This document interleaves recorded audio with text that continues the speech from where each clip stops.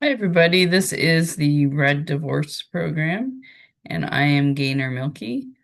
And R.E.D today stands for uh, reclaiming and reframing, elevating, and then designing what your next phase is going to be, either pre, during, and post divorce. And I had an interesting conversation with somebody about this whole idea of focusing on helping people through divorce. And I don't even like the word divorce, but that's what society calls it. And unfortunately, or fortunately, it's become more common. So whether I help somebody or hopefully I can help you, or not, it's going to happen. And thank goodness that it's an option too. I also think that in a way, and this might help some of you kind of reframe and kind of recalibrate your own viewpoint, that divorce is not a failure, it's a learning. And it's also, you know, some relationships end. And some things need to end in order for other things to take their place. I would also say when it comes to, especially the male-female dynamic, if you're in or getting out of one of those relationships, that if there was more equanimity, because that's one of the things that we hear a lot of in those divorces, either economic or sexual or um you know, I guess autonomy given, and it's oftentimes very controlling male partners who um are entitled and have issues. And I'm not overgeneralizing there. I'm just talking about heterosexual relationships. It can go either way. But regardless of the gender, if we degenderize it, if we focus on how can we create more equanimity and equality across all of the human race, then we probably wouldn't have as many divorces. So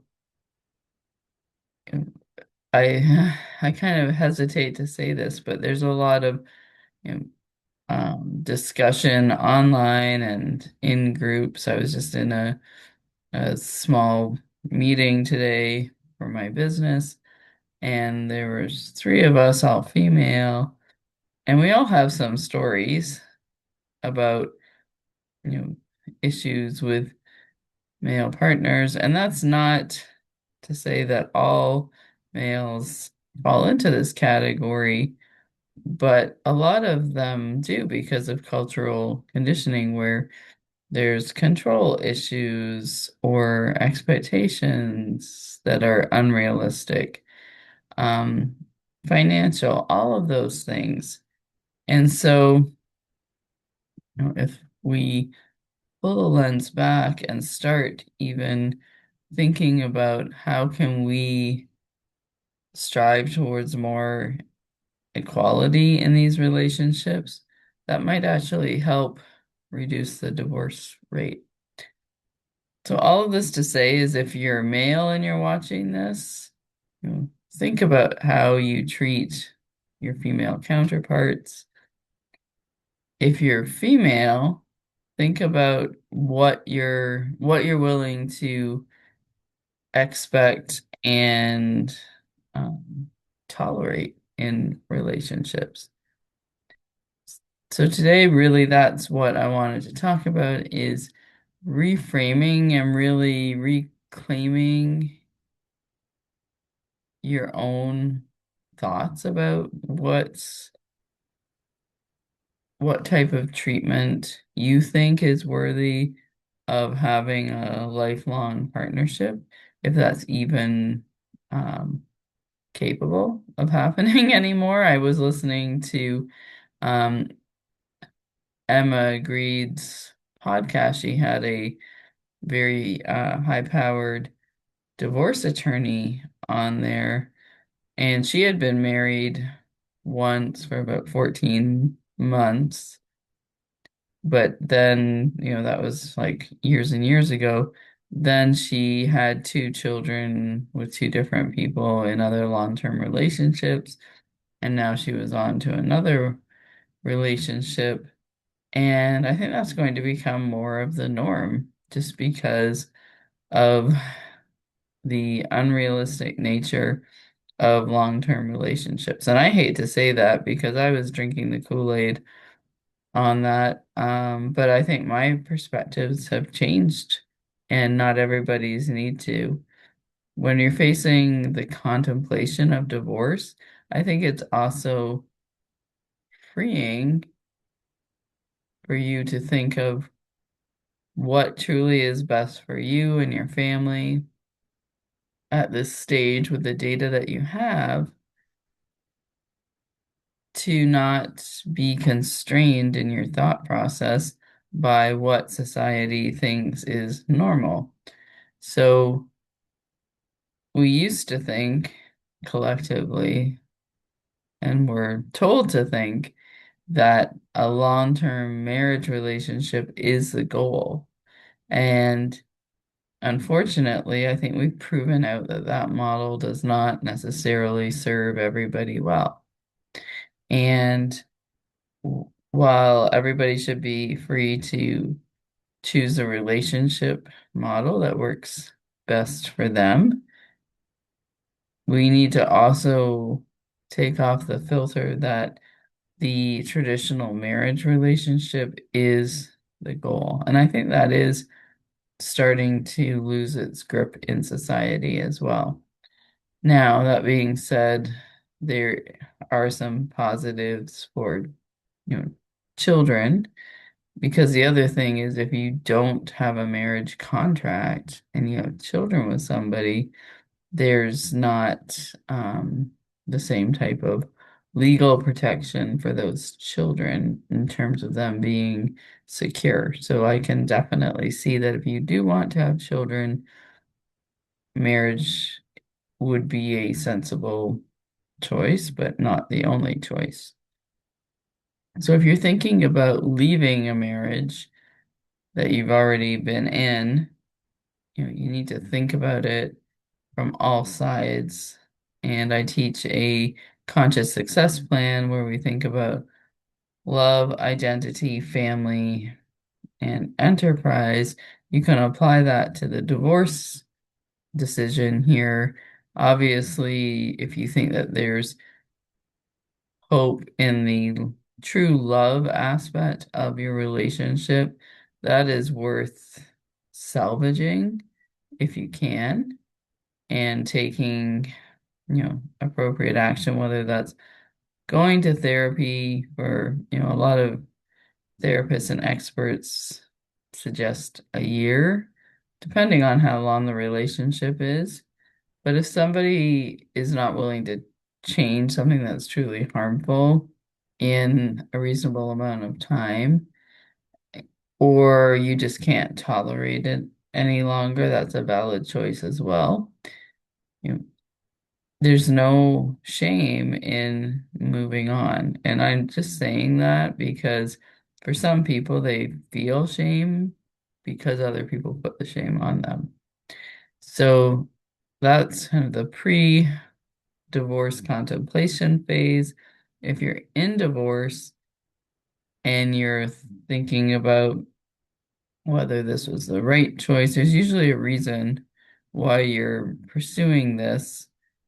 Um, But at any point, you can also rethink that as well.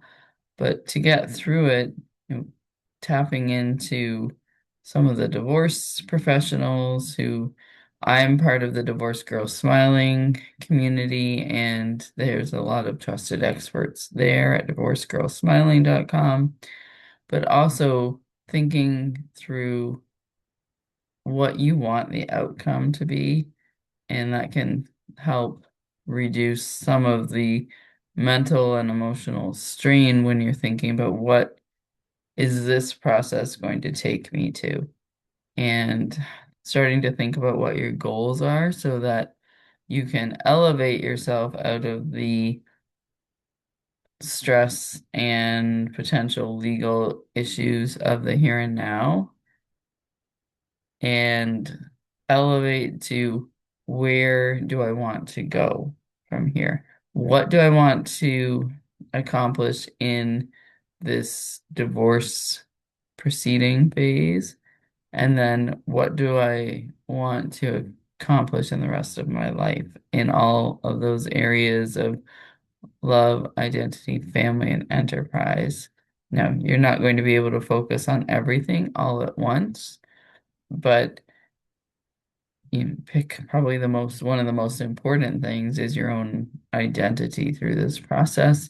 Because if you're not mentally and psychologically in tune with yourself, you're going to fall into probably some negative behaviors or could potentially make some errors in judgment. So, shoring up your own identity and psychological state is really important so that you can really design, which is our D in red,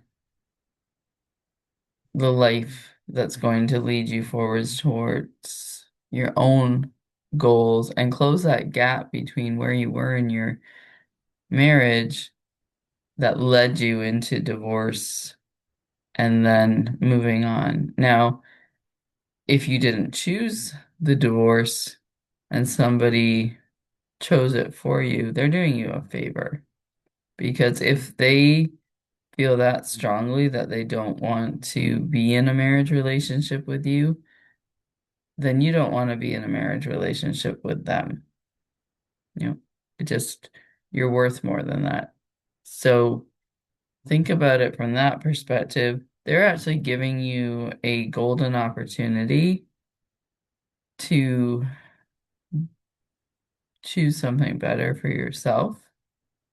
And one of the best ways to travel through that is to detach from them and detach from their power over you.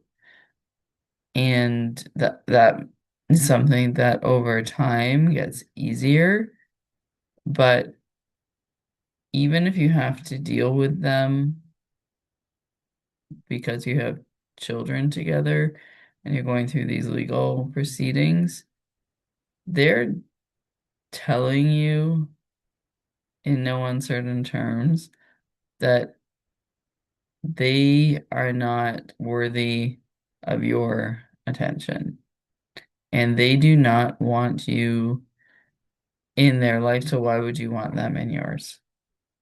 It's, you know, you might be able to do this amicably, but if not, then there's strategies that you can use like gray rocking, where you're very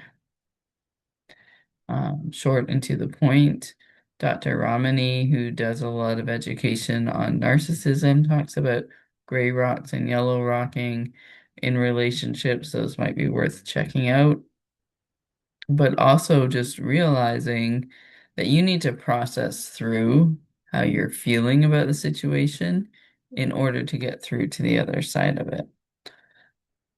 So I just wanted to kind of recap on the reclaiming your own identity, reframing what divorce means from both a societal context and an identity context, and also viewing it as an opportunity to find something even better for yourself, and really using this as a window of opportunity to examine what you want out of life at a fundamental level that wasn't able to be created in that relationship that you're either considering leaving, are leaving, and are looking to create a new life for yourself outside of it. So those are some thoughts on how to detach from the idea that divorce is not a good solution, that it's shameful, that if you didn't choose it, you must be less than or unworthy. It's just not a situation that's going to work. And there are millions of people in the world and many people going through divorce. The idea that we're going to be able to find that one and only is really not a truth. It's something that we might hold as truth because we do get bonded to people, but we can get bonded to other people. And we also don't need to have that type of bond in order to be a whole person. In fact, being a whole person first will allow you to find a better bond in the future. And I truly believe that if you so choose it, you don't need to have a marriage relationship or even a long-term relationship to be truly happy, but you need to know where you are on that spectrum, or else you're going to keep chasing things that aren't truly aligned with who you are, what your fundamental goals are for your life and your family, if you've got one. When we talk about family, I'm kind of referencing a traditional family with children or pets and, a significant other. But there's all kinds of different ways to do life, as we've found out, and we don't have any control over what will happen, really. We think that we do, but there's no guarantees. And I've heard as well that if you're risk adverse, don't get into a romantic relationship because it is risky.